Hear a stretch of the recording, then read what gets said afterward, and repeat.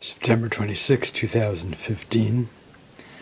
This is the basically the first stage, just a pencil outline drawn from this photograph on the left. Both of these young women were victims of a mass shooting at Northern Illinois University in DeKalb some years ago. And I also kind of stained the paper with some kind of pinkish, magenta-ish wash kind of splattered on, so to be continued.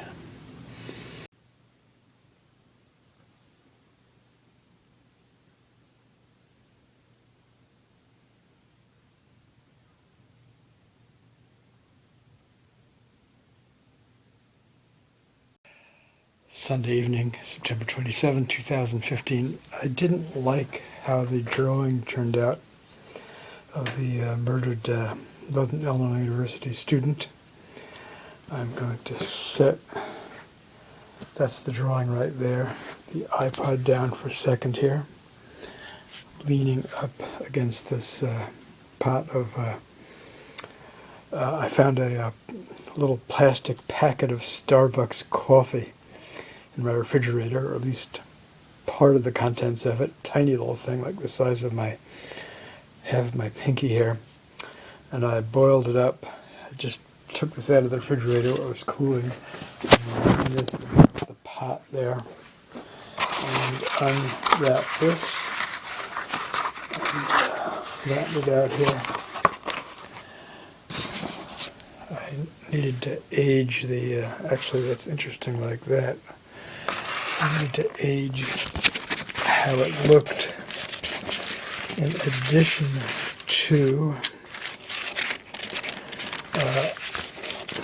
I went over it with some more ink here. It's now, I'll have to flatten it later. Use these rocks for now. But I need to give it a little coffee treatment here. Aging paper. And just grabbing some paper towels here. This is a drawing I did of a toy gun, which ended up not being used whenever I planned to use it for. The same gun has been used in 2 Sightseeing with Dignity art series drawings. The one of Harvey Milk, the murdered San Francisco alderman, the first openly gay politician in the U.S., and the drawing called Shalom Aleichem, Salam Aleichem, depicting a 13-year-old Jewish Israeli boy who was slain in a terror attack at a settlement in the West Bank, and a child whose name is not known, from a Israeli missile strike into Gaza. Anyway, let's see. Just kind of documenting this for the for whatever. Some decades ahead, I won't be here. It'll make it interesting. Let's see if this is dark enough. I've done this with a few other works, including the this really beautiful drawing I did in Jerusalem back in 2007 called Jerusalem Mosaic, which people can see a video up on YouTube. I think this might work, and I think I'm going to give the gun a little Starbucks coffee effect here. And then I will blot these, put plastic over them, flatten them out, and then hang them up to dry.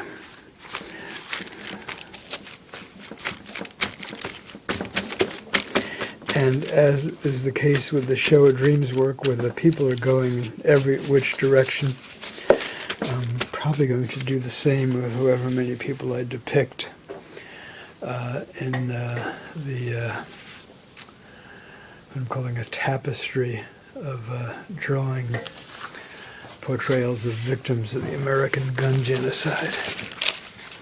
So anyway, that's it for right now. This is the second portrait for the Sightseeing with Dignity series, drawing number 21, which will be multi-image, victims of the American gun genocide. So this is after I prepared the paper and did a pencil outline. Now I'm going to start ink. It is September 29th, 2015. Partly done.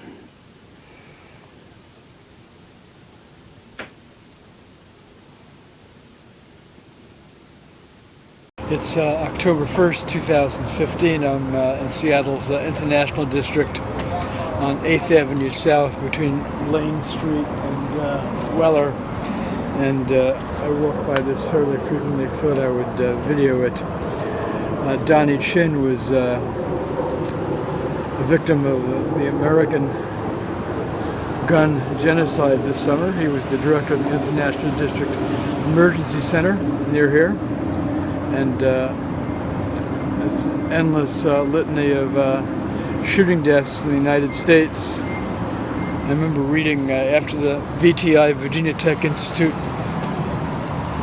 massacre in 2008 in a column by then New York Times columnist Bob Herbert that between 1968, which was the year I graduated high school, also the year when Bobby Kennedy, who probably would have become president, and Dr. Martin Luther King were both assassinated.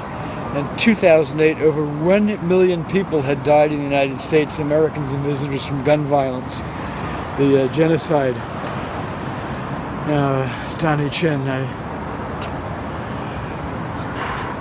feel bad for this unnecessary loss, and the loss of 30,000 every year, children, youth, teens, babies, infants, adults, seniors, elderly. And today, as everyone knows, there was another mass shooting down in southwest Oregon. At least 12 people were shot to death by a 20-year-old young man. So we have not forgotten all these victims. October 3rd, 2015. I've changed my plans and have decided to make these independent works. Each portrait will be in a separate work framed by itself. So this is the one in progress of Ryanne Elizabeth Mace, shot to death on February 14th, 2008 in a campus classroom at Northern Illinois University in DeKalb. And the drawing of Seattleite, a recent immigrant of a few years ago, Zachariah Abraham Issa, shot to death in Seattle on July 31st, 2015. So to be continued, the next video footage I will be doing will be at the Berks Ornithology Lab with one of these two drawings. Greetings, October 25th, 2015. I am drawing in my studio. I had planned to draw some birds wing at the Berks Ornithology Lab, but I'll hope to do that with the other Sightseeing with Dignity art series drawing in progress I began a few weeks ago. This is the one of Ryanne Elizabeth Mace. I'm drawing from a duckwing here that was a gift to me from the Missouri State Department Conservation Department back in 1996 after I led a workshop with art specialist teacher Ann Mayer at the Robert E. Lee Elementary School in Columbia, Missouri, with about 50 fourth graders, and each pupil drew from a duckwing. So this is in progress here. I haven't decided whether I'm going to draw this, I'm leaning against it since I bought it on Thursday night at Goodwill, this toy, kind of also like an Old West, I guess, revolver. This one I used as source material for two prior Sightseeing with Dignity Human Rights art series drawings, but I'm unsure about this.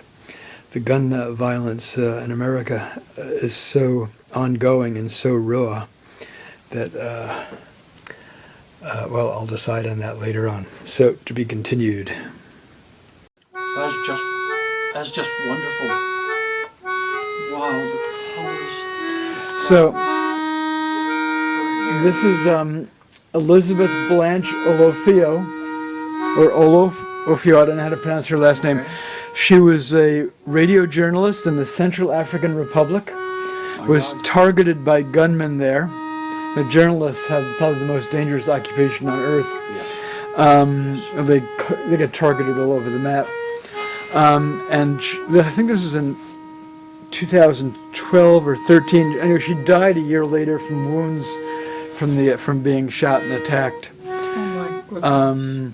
The drawing on the right depicts Ryanne Elizabeth Mace.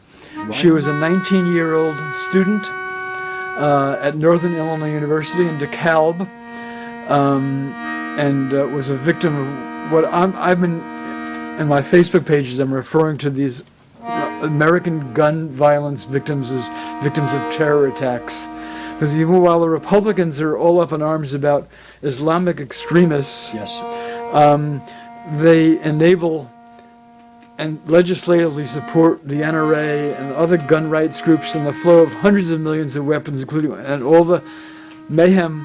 They're completely silent about 90 people a day are shot to death in the United States, 33 to 34,000 a year, over 1,300,000 since 1968. To me, that's terrorism. 90 people a day in on this average. country? I just did a division of 33,000 to 34,000 are killed by guns every year. The ones you only hear about locally in local news TV in any given city who's been shot to death that day, and nationally you only hear about it when there's a big shooting, like for example this one here. And we've had those in Seattle as well, actually a number of them. So she was, I forget 5, 6, 7 students were shot to death by this gunman at that campus in Northern Illinois, in DeKalb in 2008 on Valentine's Day, February 14, 2008. Whoa. Interestingly enough, I read an article recently about... I don't even remember. Did that make the news? this says something really sad, DeKalb. but you and I can't remember this. There were so many of these shootings, I know, it's like year after year. There was an article about her dad recently in the New York Times. Now, he's got great credentials. He was a career military officer. He's very familiar with guns and all that, but he's been outspoken in his criticism of our gun-crazed society and the loss of he and his wife's daughter to this, gunman. So, and he's earned some enemies from it, from the, So the it gun was rights facts. students were shot? How many? I forget, it was at least 4 or 5. There's been so many. I have photographs of a number of different mass shooting victims. Yeah. The most recent was, actually while I was working on this, is when the Umpqua Community College massacre happened. Oh, so this is very recent. Yeah, and there's another one I've done, which is in my portfolio, where I haven't drawn the wing yet. Wings depicts a 20-year-old American immigrant from Nairobi who was shot to death, I don't know, maybe a mile from here, this past summer, like in July. He was on the phone with his mother, coming back from a funeral, a memorial, for a friend of his who had been shot to death just a couple of days earlier. Oh my God. And he himself is murdered. Right. And then Donnie Chin was murdered, also like a mile from here. He was younger than me. Yes. In the International District, he was the director of the International District Emergency Services Shelter or whatever. Yeah. So 4 minutes and 16 seconds here. Can we get a song and then It's beautiful. Thank you. These are beautiful. Thanks. Yes, that is stunningly I really gorgeous. love that. How about a song? May her name be remembered. A song.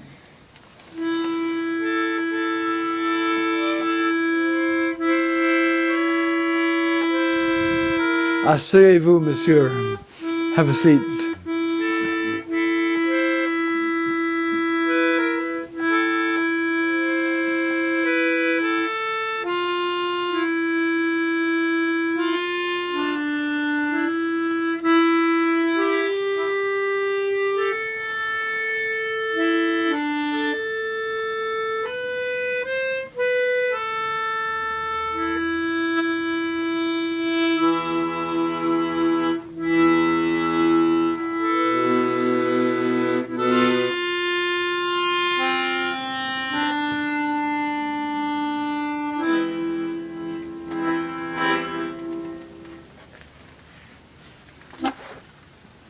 Nice. I love rehearsal sounds. They're wonderful too. You deserve your own videographer.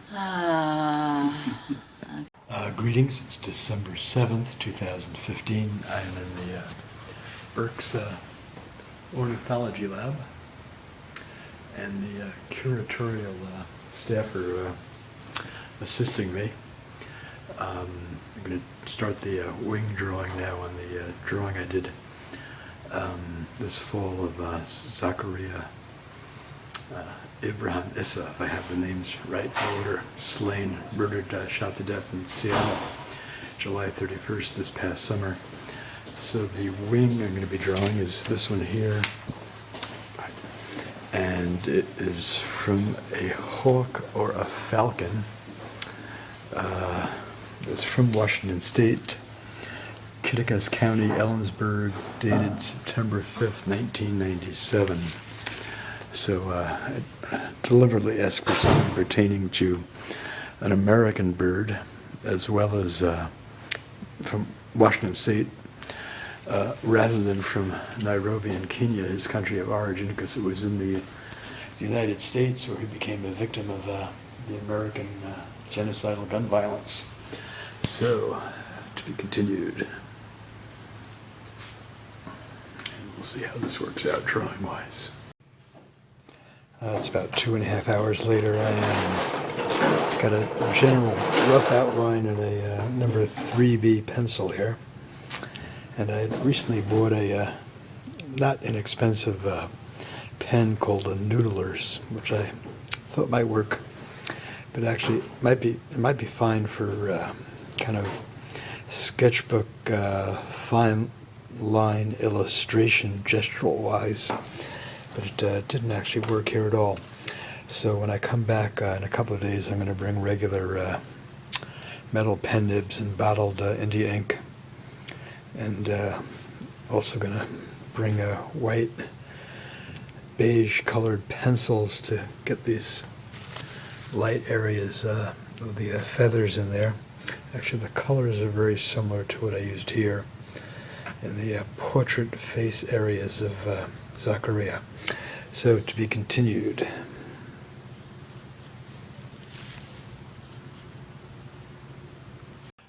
Greetings, December 9th, 2015. So the second day of the drawing of the wing here. It's coming along. There's the actual wing again. And do a little bit more work at home. And then I think I'm going to come back again with it and do some sort of broken wing down here in this blue and kind of mustard color paper area there. So there you have it for now. It's December 14th, 2015. I am back at the Ornithology Lab at the Burke Museum. And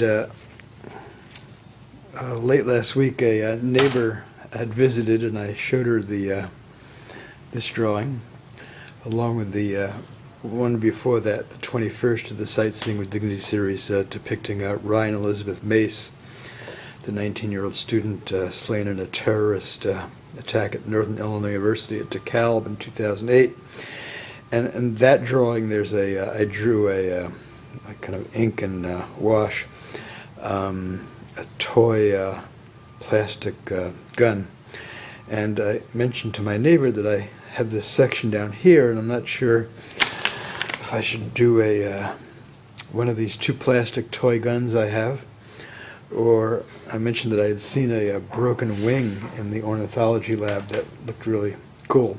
Anyway, I was corrected by the one of the collections curators. It's not actually broken, it's just missing, I guess, a lot of main feather sections, but this is it. And I haven't decided how I'm actually going to do it here yet, but I'm thinking of, might be, and I'm not going to draw over those areas, but I will be, I'll kind of go up to that kind of bottom, more or less horizontal diagonal line there. But anyway, to be continued, we'll see how this turns out. I might do it like that. Okay. This is about an hour and a half later. I did a kind of rough, very non-atomically correct outline in pencil, and now I'm going over it in ink.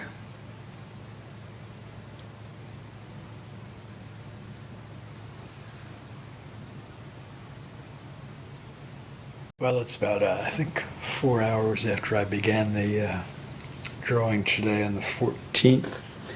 I did a Modigliani number, or Modigliani in American English. There's a famous story I heard when I was a college student about his eyeglasses.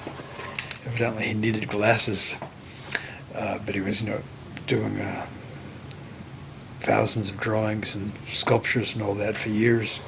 When he finally got glasses, he didn't like them at all and tossed them. Continued doing the sculptures and ink drawings he had done. And well, I forgot my glasses today. I'm reading glasses, so I can't really completely see what I'm doing here, nor tell how this has turned out. But there it is for now. And I'll maybe look at it later tonight when I'm home.